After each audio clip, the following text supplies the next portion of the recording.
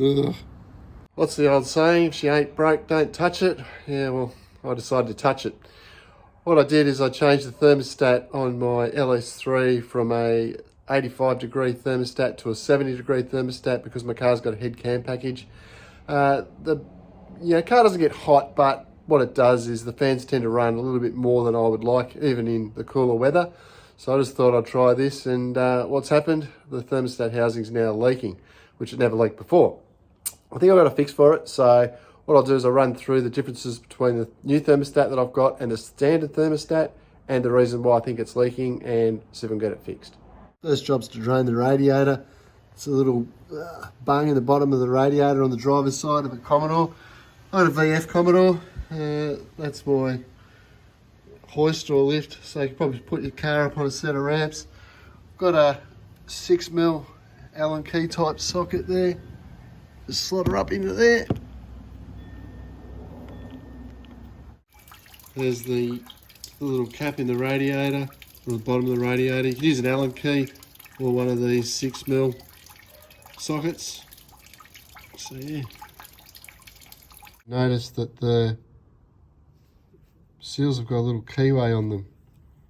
Both the same. There's also a keyway on the thermostat housing. I'll show you that as well. You can see that same little cutout for the keyway on the thermostat rubber. So we'll make sure that they're lined up when I fit them back together. So here's the two thermostats next to each other. The one on the left is the standard 86 degree or 85 degree, and that's the Triton one. Have a look at the standard seal. It's got like an edge on the high side. Oops. And the Triton one, it's just got that little tiny sort of seal. So what I'm going to do is take the seal off the standard one, put it on the Triton one. This is the rubber that I got off that thermostat housing. So obviously that's probably affecting the seal. This might be a bit controversial, but I've had a chat to a mate of mine who works on these all the time, and the suggestion was to put a bit of sealer around the outside edge of that thermostat housing. Because the gasket sits on the inside, I can't really see it being a problem, and this is non-corrosive, so, and I really don't want to do it again.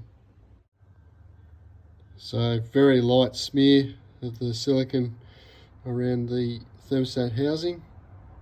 That was a bit difficult to film, so basically get that keyway lined up, get the thermostat in there, get your little torque wrench and 10 Newton meters, top and bottom.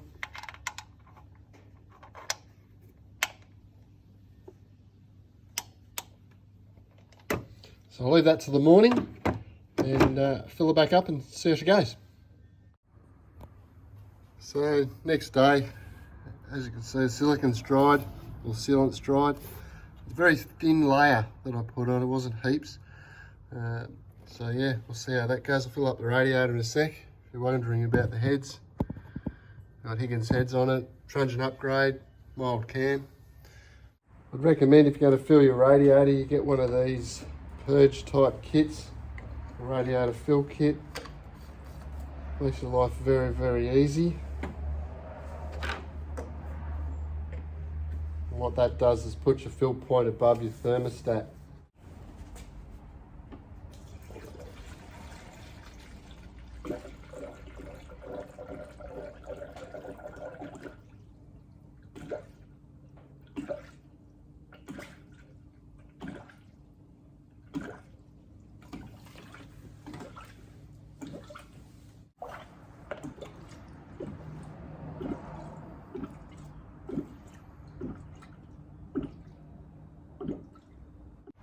Obviously, before you fill your radiator, make sure you put the little plug in the, or the bung back in the bottom. I've just moved the car out of the garage just to hose down everything to get rid of all the spilt coolant. So I'll give it a start and a bit of a bleed. Thermostat's just opened up. We'll give a bit of a rev up and I'll show you what it does once the thermostat's open.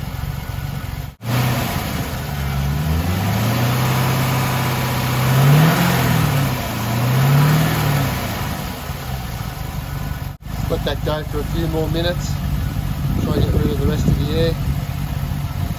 This is probably the best feature of this particular bleeder. Put the little plug in, blocks it off. Whoop, wrong. Pull that off, insert your coolant in there, drop that in your overflow.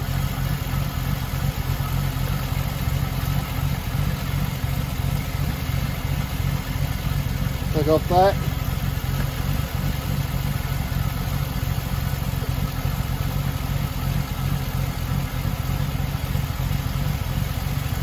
Very little mess, but still get some. Put your cap back on.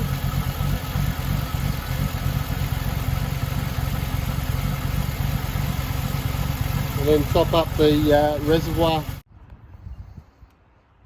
Well, I'm going to call that a success. No leaks. Pressure in the hoses. Okay, very good. That's about it for that one.